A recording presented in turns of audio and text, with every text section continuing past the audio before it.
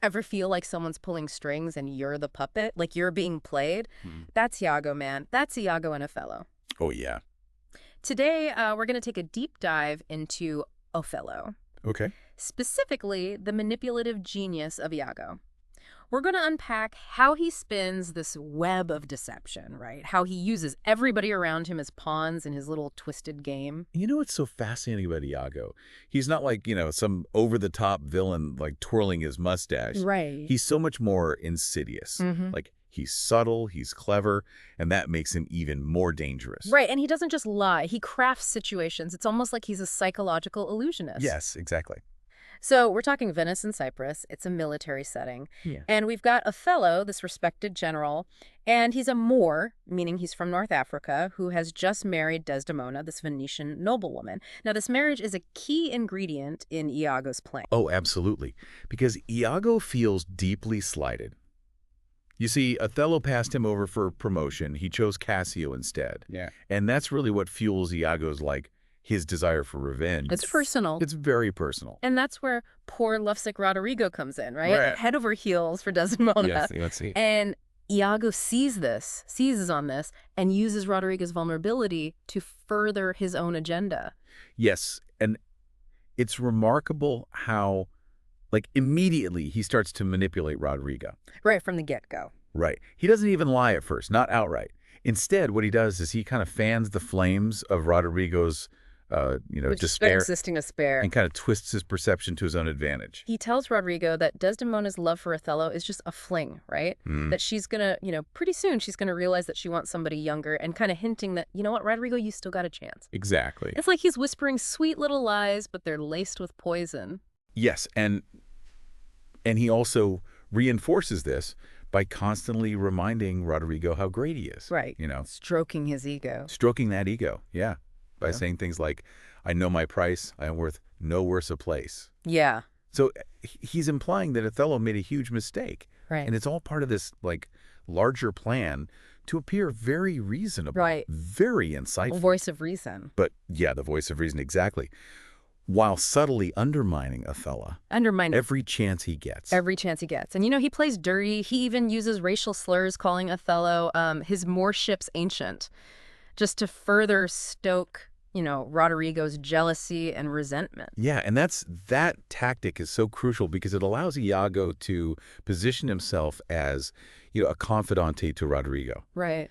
I'm your friend. I'm telling you this is how it is. Right. I'm the voice of reason amidst all this chaos that, again, he's creating. And he's created, that's the thing, right? Yes. Creating the chaos. Yes, he's playing the long game. Yeah.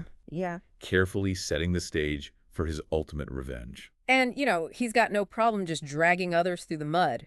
He even manipulates Brabantio, Desdemona's father, by playing on his deepest fears. Oh, yeah.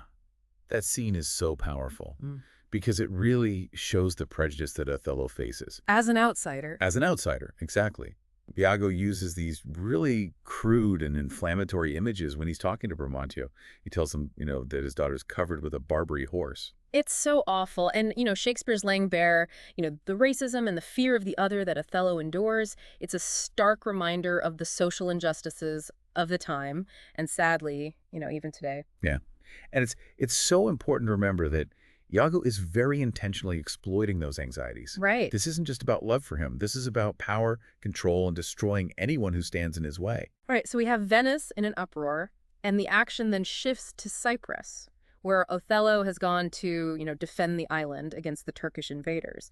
Now, you would think that facing a common enemy would unify people, but Iago sees it as just another opportunity to manipulate those around him. Of course, because the arrival in Cyprus marks a real shift in the play. Okay. Because that initial chaos that he creates in Venice... That's the stage. It sets the stage, Yeah. right? For even more insidious manipulations. Right. That he's going to unleash in Cyprus. This is where his web of deception truly takes shape. And now we're in Cyprus, and everybody's celebrating, right? Othello's arrival, his marriage to Desdemona. Right, big party. Big party. With private. Except Iago. Iago's busy, scheming behind those, forced smiles. He's a master of deception, right? I mean, on the surface, he's cheers to the happy couple. Congratulations. But underneath, he is just churning, plotting Cassio's downfall. Right, because remember, Cassio's the lieutenant that Othello chose over Iago. And we know Iago does not like to be overlooked. Oh, no. Huge, Iago realizes he needs to discredit Cassio in Othello's eyes, right? And so he comes up with this plan that is as cunning as it is ruthless. He knows that Othello values honesty, integrity above all else. Above all else. So he needs to make Cassio seem like he lacks both of those things. Okay, so how's he going to do it? Well, it's classic setup, right? Yeah. He gets Cassio drunk, knowing that Cassio's not good with his liquor. Lightweight. Yeah, total lightweight. And then he prods Roderigo, who's still, hung up on Desdemona. Pining, yeah. Gets him to pick a fight with Cassio. Oh, man. He's playing chess. He's playing chess. Yeah. He's moving everybody around the board to get what he wants. Exactly. And of course, his plan works. Right. Right. During the brawl, Montano, who's this respected official, he tries to intervene, and Cassio, because he's drunk and disoriented, ends up wounding him. Total disaster. Right. And Iago's there, of course, pretending to be the voice of reason, but secretly loving every minute of this chaos that he orchestrated. Oh, absolutely. He's reveling in it. Yeah. And he seizes on this opportunity to really paint Cassio as irresponsible and dangerous. He even uses Montano's injury to discredit Cassio even further, right? Oh, right. Playing on Montano's sense of justice and order. It's like he takes everybody's strengths and uses them as a weapon against them. Yes. It's like textbook manipulation, honestly. It's awful. By the end of Act 2, Cassio is stripped of his rank. He's disgraced in the eyes of Othello. And Iago, the supposed friend, Right. advises Cassio to appeal to Desdemona for help to get back into Othello's good graces, which is all part of the plan, right? Oh, totally. Oh, yeah. Iago knows exactly what he's doing. He's seen the affection between Cassio and Desdemona. Right, because they're friends. They're friends. They're both, kind, open people. Right. And he recognizes how easily that can be, twisted, misconstrued. So he's created this situation where Cassio, trying to clear his name, is going to end up looking even more suspicious to Othello. Totally. 100%. It's like he's tightening the noose around Cassio without even being seen. Right. And this brings us to one of the most important symbols in the play, right? Desdemona's handkerchief. Oh, yeah. This, seemingly insignificant item becomes a really powerful tool in Iago's hands. The one that Othello gave her as a symbol of their love? Yes. I remember that handkerchief was really important. It represents their bond, their commitment to each other. And Iago knows that if he can use that handkerchief to create this illusion of betrayal, it's going to be devastating to Othello. Oh, yeah. Absolutely devastating. And he finds the perfect opportunity in Act 3, I think, right? Where Othello's got a headache and Desdemona, in a moment of just genuine care, tries to comfort him by, wiping his brow with the handkerchief. Yeah, she's trying to take care of him. Exactly. He's her husband. She loves him. But Othello, already on edge because of these little seeds of doubt that Iago's been planting, pushes her away, and the handkerchief falls to the ground unnoticed. Of course. Except by Iago. Iago sees everything. Who's like, this is my moment. Gift from fate. Exactly. He knows exactly how to exploit this, but he can't just plant it in Cassio's room. That's too obvious. Way too obvious. He's much more subtle than that. Oh, yeah. He uses his own wife, Emilia. Who, ironically, is, devoted to Desdemona. Right. Loves her. Would never suspect a thing. Would never suspect a thing. But Iago convinces her to give him the handkerchief, saying, oh, I'll return it to Desdemona, blah, blah, blah. Right. It's amazing how he uses everyone's best qualities, like their loyalty, their love, as fuel for his fire. It's where his true genius, I guess, but also his cruelty is just laid bare? Laid bare, yeah. Iago completely understands human nature, our weaknesses, our vulnerabilities. And he exploits them with surgical precision.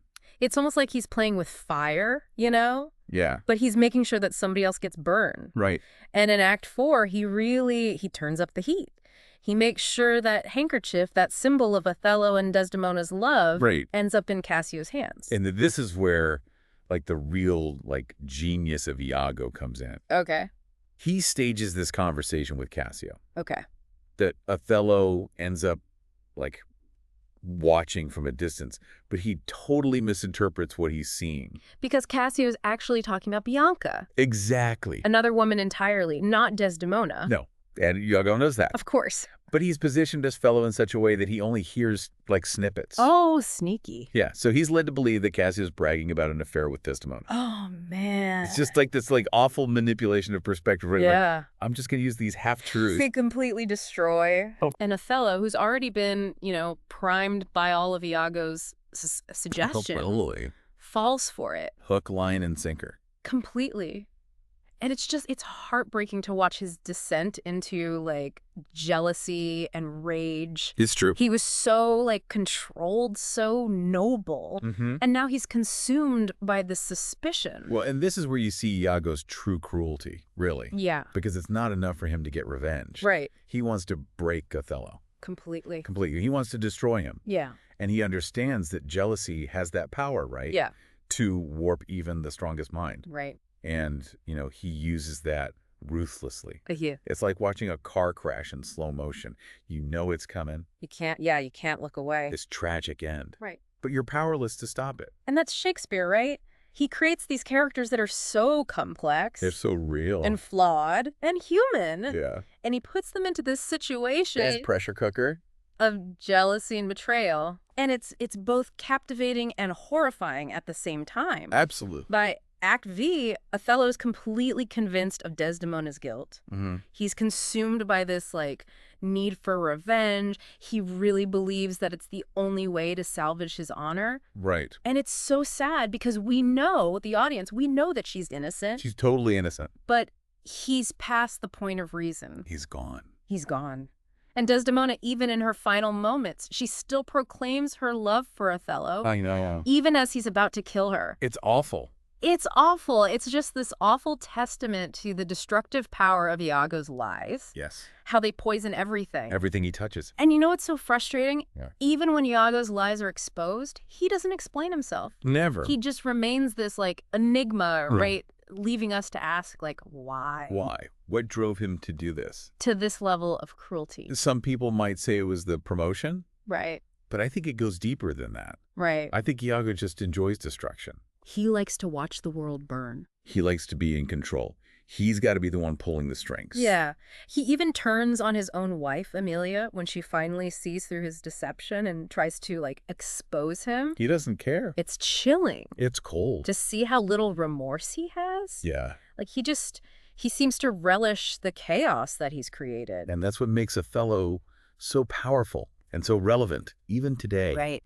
It's this reminder that these dark forces, they exist within all of us. The potential for jealousy, for betrayal, for that kind of manipulation that can destroy lives. It's a story about the worst parts of humanity. So we've really unpacked, I think, a lot of Iago's methods here. We went deep. We did go deep. Yeah. He uses these half-truths, he exploits insecurities, he manipulates events. Master manipulator. To create this illusion of betrayal. Yeah. But even more importantly, we see the impact of his action. The real tragedy of it all. How he just preys on these very human vulnerabilities to get what he wants. To get ahead. And so as we kind of leave Iago and Othello behind us today, it really makes you think about, who are we letting whisper in our ears? That's a good question to ask yourself. Yeah. And how do we hold on to honesty and trust our gut when something feels off? Listen to that inner voice. Because, as we've seen in Othello, sometimes the greatest tragedies come not from these big, loud, obvious evils, right, but from the quiet, insidious whispers that plant the seeds of doubt and suspicion. The things that fester in the darkness. Oh,